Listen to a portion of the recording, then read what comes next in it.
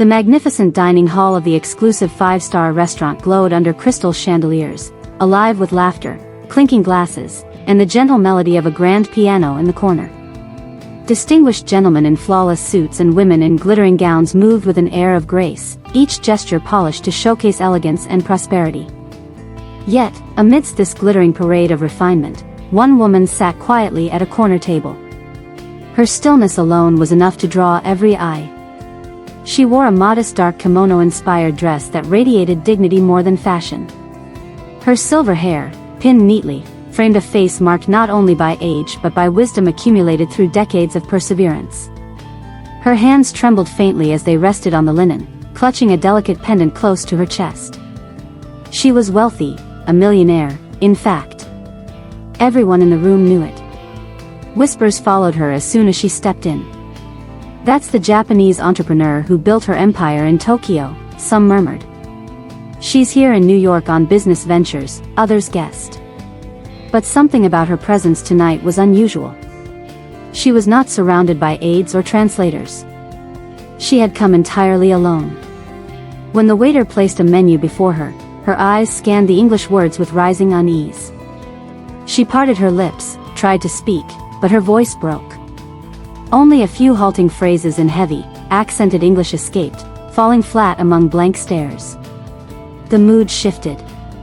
Some guests hid faint smirks. Others turned away.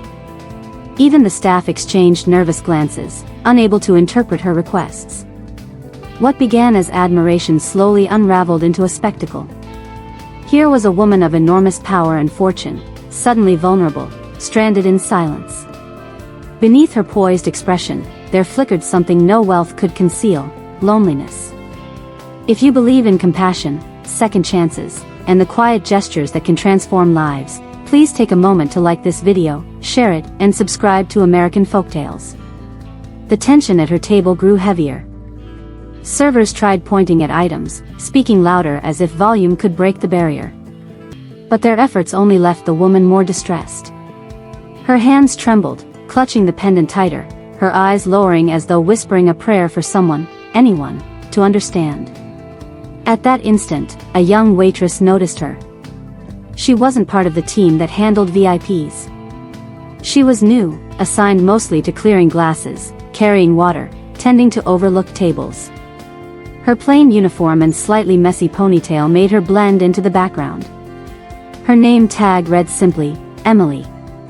For most of the night, Emily kept her head down, avoiding her strict manager's sharp eye.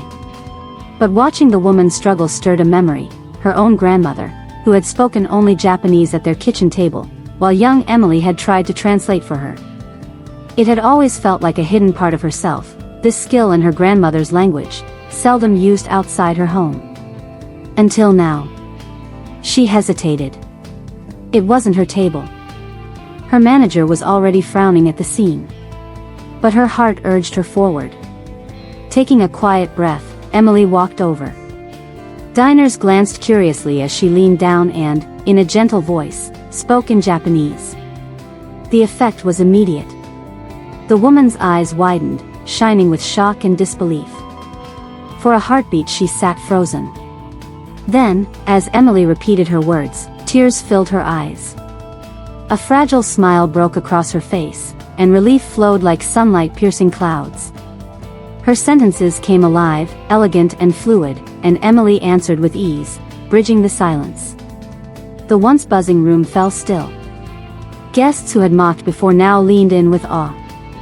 The millionaire, once humiliated, was laughing softly, gratitude pouring from her voice as Emily translated her requests, ensuring her meal and comfort. Dignity was restored, not by riches or titles, but by the compassion of a waitress who spoke the forgotten tongue of her grandmother. As the night wore on, Emily remained nearby, offering help when needed, turning what had been a painful evening into one of warmth. Every eye followed them, witnessing a simple yet profound truth: in a world consumed by status and wealth, it is kindness that matters most. Before leaving, the woman clasped Emily's hand, her grip stronger than her years suggested.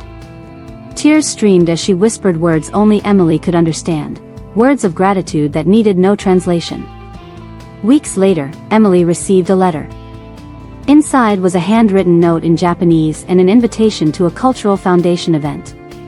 The woman wished her to attend not as staff, but as a guest of honor. With it came a scholarship offer.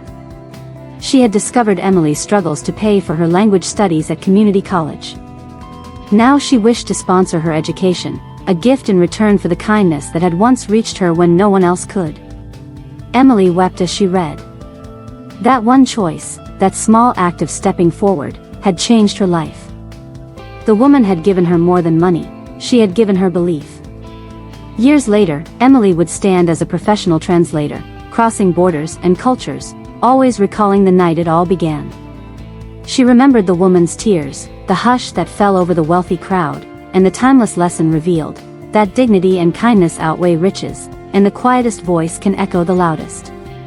If this story touched your heart, don't forget to like, share, and subscribe to American Folktales. Your support helps us keep telling stories that celebrate empathy, kindness, and the unshakable power of human connection. And if you like this video, kindly thumbs up, and thanks for watching, and see you in the next video.